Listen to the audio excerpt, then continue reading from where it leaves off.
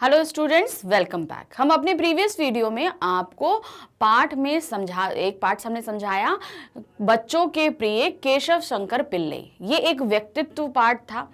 इसे जो है हमारी आशा रानी वोहरा जी ने लिखा था। तो ये इस पाठ में हमने जाना कि बच्चों के लिए इस देश में कार्य करने वाले पहले व्यक्ति थे। उनके लिए कार्टून छापनी हो, कोई भी एक पत्रिकाएं निकालनी हो, चित्रकला प्रतियोगिताएं करानी हो, उन्होंने बाल संग्रहालय, गुड़िया घर और ना जाने बाल पुस्तकालय कितने तरह के उन्होंने काम किए। तो उनके बारे में हमने जाना, वो पाठ हमने पढ़ा। अब हम जानेंगे इसके प्रश्न उत्तर जो कि हमारे पाठ के बाद में दिए गए हैं। तो इनसे हमसे क्या पूछा जा रहा है, इन चीजों को हमें पहले ठीक से समझना है और फिर हमें उनके उत्तर देने हैं। तो पहला आ रहा है हमारा पाठ से, जो पाठ हमने पढ़ा है उसी से रिलेटेड आ रहा है। गुड़ियों का संग्रह करने में केशव शंकर पिल्ले को कौन कौन सी कठिनाइयों का सामना करना पड़ा। तो क्या हुआ, जब उनको पास थोड़ी गुड़िया थी तो वो हर जगह ले जाकर प्रदर्शित करते थे, ठीक। लेकिन जब उनके पास वो संग्रह बढ़ने लगा तो अब वो उसको एक जगह से दूसरी जगह, क्योंकि इतनी जगह चाहिए होती थी, पहले तो जब इतनी गुड़ियाँ कलेक्ट करनी है तो उनको रखने के लिए जगह चाहिए, फिर अगर प्रदर्शनियाँ जगह जगह करनी है तो उनको लेना जा अब इधर से उधर ले जाने में गुड़ियाँ जो हैं वो डैमेज हो जाती थी। इसीलिए जो है उन्होंने उसका संग्रहालय बनाने के लिए सोचा था।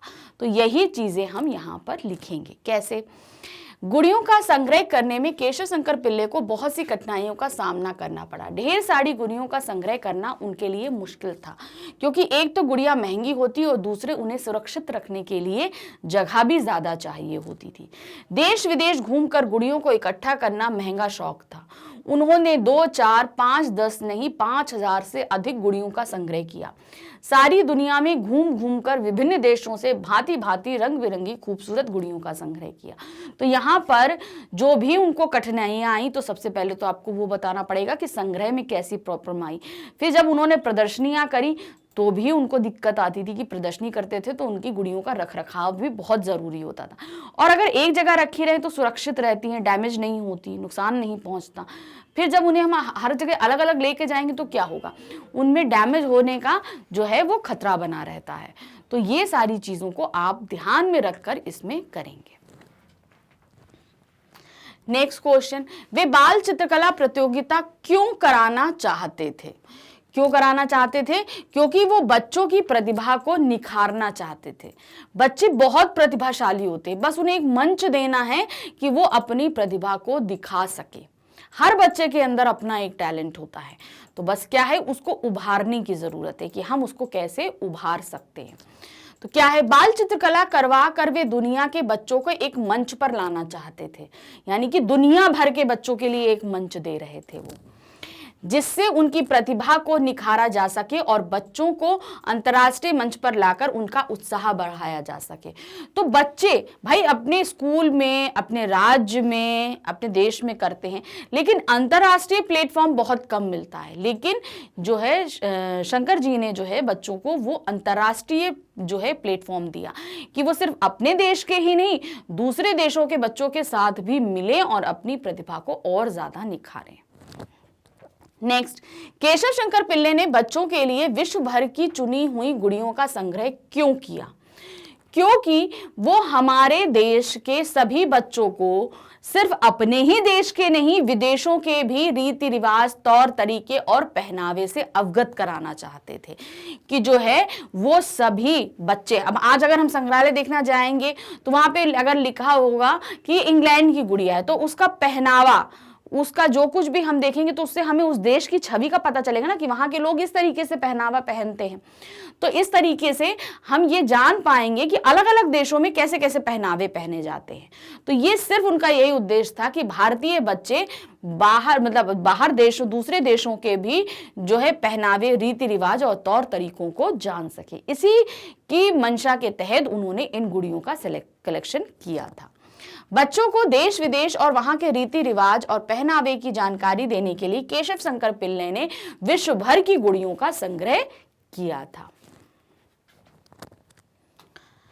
केशव शंकर पिल्ले हर वर्ष छुट्टियों में कैंप लगाकर सारे भारत के बच्चों को एक जगह मिलने का अवसर देकर क्या करना चाहते थे? क्या करना चाहते थे? वो चाहते थे कि अगर हम पूरे देश ही नहीं, विदेश के बच्चे भी आएंगे तो दूसरों देशों को जानने के, वहाँ के रिवाजों के तौर तरीकों को जानने की एक मौका मिलेगा बच्चों को। जो दूसरे देश के हमारे यहाँ आएंगे उन बच्चों को हमारे देश के बारे में जानकारी मिलेगी, और हमारे यहाँ मतलब भारतीय बच्चों को दूसरे देशों की जानकारी प्राप्त होगी। ये उनका एक जो है मंशा थी इन प्रतियोगिताओं को कराने के लिए, इन कैंप को लगाने के लिए। केशव शंकर पिल्ले हर छुट्टियों में कैंप लगाकर सारे भारत के बच्चों को एक जगह पर इसलिए इकट्ठा करना चाहते थे जिससे कि वे सभी एक दूसरे को जान सकें और अपने अपने रीति रिवाजों से एक दूसरे को परिचित करा सके कि हमारे यहाँ इस तरीके के रिवाज होते हैं, ऐसे त्योहार होते हैं।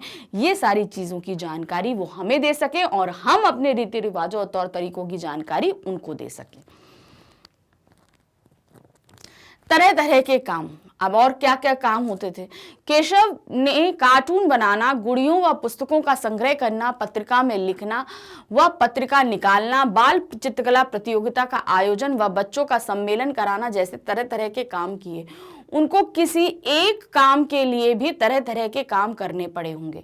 अब बताओ क्या क्या हो सकते हैं ऐसे काम? तो उस पे क्वेश्चन क्या दिया है, कार्टून बनाने के लिए उन्हें कौन कौन से काम करने पड़े होंगे। तो अब क्या है, जब हम किसी चीज के ऊपर कोई चीज मतलब हम कोई एक टॉपिक लेकर कोई चीज व्यक्त करना चाहते हैं तो सबसे पहले जो भी हम टॉपिक लेकर हैं खुद हमें उसकी जानकारी होना बहुत जरूरी है।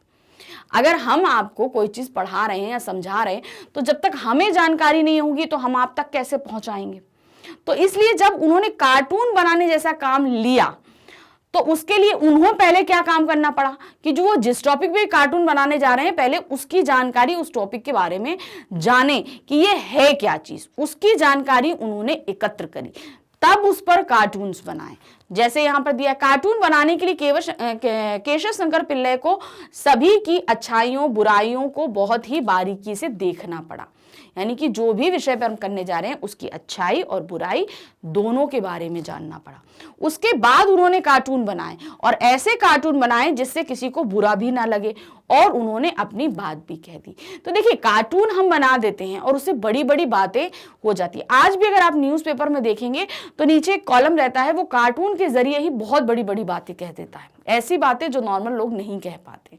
तो हंसी के साथ कोई बात कह दी जाए, और ये बहुत ज़रूरी होता है कि जो भी बात हम कह रहे हैं वो सामने वाले को बुरी ना लगे। तो ये एक स्वभाव होना बहुत ज़रूरी है कार्टूनिस्ट के लिए। तो कार्टून बनाते थे तो ये ध्यान रखते थे कि वो जिस भी टॉपिक पे बनाने जा रहे हैं उसकी अच्छाई को जाने, बुराई को जाने और उसके बारे में सारी जानकारियाँ एकत्र करें। जब सारी जानकारी एकत्र हो जाए तभी उस टॉपिक के ऊपर वो कार्टून बनाएं, और ये ध्यान रखें कि उनकी बनाई गई किसी चीज़ को किसी को बुरा ना लगे। अब क्या है, बच्चों के लिए बाल चित्रकला प्रतियोगिता कराने के लिए क्या क्या करना पड़ा होगा। अब क्या है, अब हम ऐसा तो नहीं है कि हमने छाप दिया और बच्चे आ गए। तो बच्चे सबसे ज्यादा कहाँ मिलेंगे? स्कूलों में मिलेंगे। तो स्कूलों में सबसे पहले बेसिक आप करोगे, वहां निमंत्रण पत्र दोगे कि जिसको भी पार्ट लेना है वो वहां पर आए। तो स्कूलों में अभी भी बहुत से आयोजन होते हैं। अब वो पहले अंदर अपने तौर पर आयोजन कराते हैं स्कूल, वहां से जो बेस्ट बच्चे होते हैं वो जाते हैं उस मंच पर, ठीक है, अंतर्राष्ट्रीय मंच पर जाते हैं। तो पहले स्कूल अपनी क्या कहते हैं अंदरूनी करवाएगी प्रतियोगिता चित्रकला की। जब वो हो जाएगी उसमें जो बच्चे फर्स्ट आएंगे या सेकंड थर्ड आएंगे वो बच्चे जाते हैं आपके अंतर्राष्ट्रीय मंच में। तो सबसे पहले उन्हें क्या करना पड़ा होगा, स्कूलों में निमंत्रण पत्र भेजना पड़ा होगा कि बच्चे वहां से सीधे हमारे मंच पर आए। बच्चों को बुलाकर प्रतियोगिता कराना एक बहुत ही चुनौतीपूर्ण काम होता है। बच्चों का ध्यान रखना होता है, बहुत सारी चीजें अरेंज करनी पड़ती हैं, वो सारी चीजें उन्होंने करी होंगी। चलिए देखते हैं, बच्चों के लिए बाल चित्रकला प्रतियोगिता कराने के लिए उन्हें देश के सभी स्कूलों में निमंत्रण पत्र भेजना पड़ा होगा। हर विद्यालय के बच्चों को बुलाकर एक जगह पर विशाल प्रतियोगिता कराने के लिए उन्हें विशाल जगह का भी इंतजाम करना पड़ा होगा। इसके अलावा बच्चों को किसी तरह की तकलीफ ना हो, खाना पानी एक तरह का जो प्रबंध होता है वो सारे प्रबंधों का ध्यान रखना पड़ा होगा।